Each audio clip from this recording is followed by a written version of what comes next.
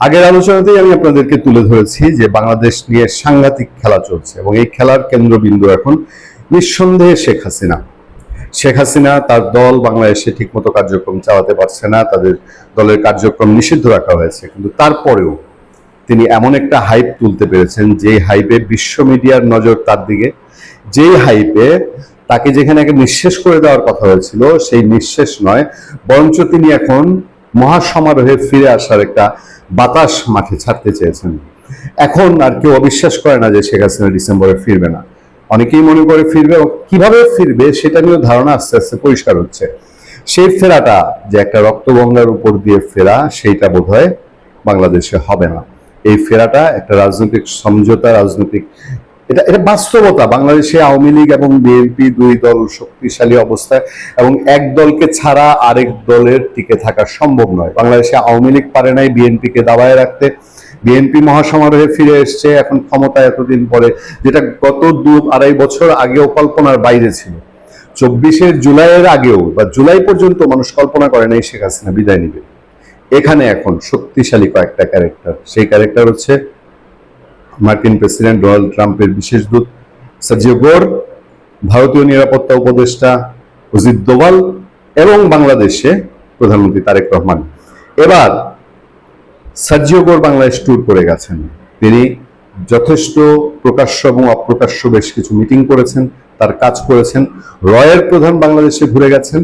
সেই সার্জিও গোর এবার মিটিং করেছেন ভারতীয় নিরাপত্তা উপদেষ্টা অজিত দোভালের সাথে, এবং এই খবরটি আমাদের সামনে ভিন্নভাবে বলা হচ্ছে নতুন সমীকরণ। এবার দোভাল গোর বৈঠক সমীকরণ নিয়ে নজর সবার। কেমন সেটা? দৈনিক নয়াদিগন্তের প্রধান শিরোনাম এবার দোভাল গোর বৈঠক সমীকরণ নিয়ে নজর সবার। প্রতিবেদনে বলা হয়, নয়াদিল্লিতে ভারতের জাতীয় নিরাপত্তা উপদেষ্টা অজিত দোভাল ও বাংলাদেশে নিযুক্ত মার্কিন রাষ্ট্রদূত সার্জিও গোরের বৈঠক ঘিরে দক্ষিণ এশিয়ার কূটনৈতিক অঙ্গনে নতুন করে আগ্রহ তৈরি হয়েছে।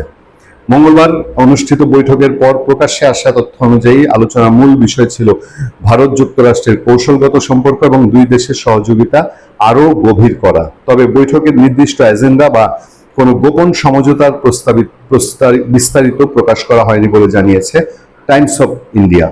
বৈঠকের তাৎপর্য অবশ্য শুধু দ্বিপক্ষীয় সম্পর্কের মধ্যে সীমাবদ্ধ নয়। এই সময়কাল বিশেষ গুরুত্বপূর্ণ। বাংলাদেশ ও ভারতের সম্পর্ক পুনর্গঠনের চেষ্টা, শেখ হাসিনার প্রত্যর্পণ নিয়ে ঢাকার চাপ এবং একই সময়ে দক্ষিণ এশিয়ায় চীন ভারত যুক্তরাষ্ট্রের কৌশলগত প্রতিযোগিতার প্রেক্ষাপটে দোভাল গোর বৈঠকটি আঞ্চলিক পর্যবেক্ষণের ক্ষেত্রে আঞ্চলিক পর্যবেক্ষকদের দৃষ্টি আকর্ষণ করেছে। এই বৈঠকে অনুষ্ঠানের সময় বাংলাদেশে নিযুক্ত ভারতের হাই কমিশনার দীনেশ ত্রিবেদী দিল্লিতে ছিলেন, তবে তিনি এই বৈঠকে উপস্থিত ছিলেন না বলে, ছিলেন কিনা তা জানা যায়নি।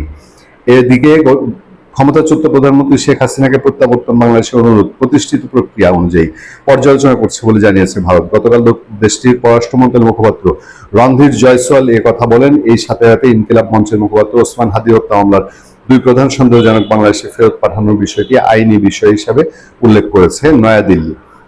এই হচ্ছে মোদ্দা কথা। এবার আপনারা আসেন, দীনেশ ত্রিবেদী যদি ওই বৈঠকে থেকে থাকে, আমরা যেটা বলছি যে শেখ হাসিনা ইস্যু অবশ্যই এখানে একটা গুরুত্বপূর্ণ ইস্যু। দীনেশ ত্রিবেদী ওই বৈঠকে উপস্থিত থেকে থাকলে নিশ্চিতভাবেই কি ধরে নেওয়া যায় না যে শেখ হাসিনা ইস্যু সার্জিও গোর এবং অজিত দোভালের মধ্যে আলাপ হয়েছে? তাহলে মোটামুটি কি এটা পরিষ্কার যে ইন্টারন্যাশনাল কোনো একটা মেকানিজমের মধ্যে দিয়ে বাংলাদেশে শেখ হাসিনা ফিরছেন? ওই যে আমরা একটা প্রশ্ন করি যে শেখ হাসিনা কি এমনই বোকা যে সে শুধু ফাঁসির দড়ি গলায় ঝুলাবেন বা জেলখানায় হাতে চুরি পরে বসে থাকবেন, এই জন্য বাংলাদেশে ফিরছেন? নিশ্চয়ই না। এটার মধ্যে বড় রাজনৈতিক খেলা অবশ্যই রয়ে গেছে। ভালো থাকবেন, সুস্থ থাকবেন। আপনার সাথে আমি আতিক রহমান, পূর্ণিয়া।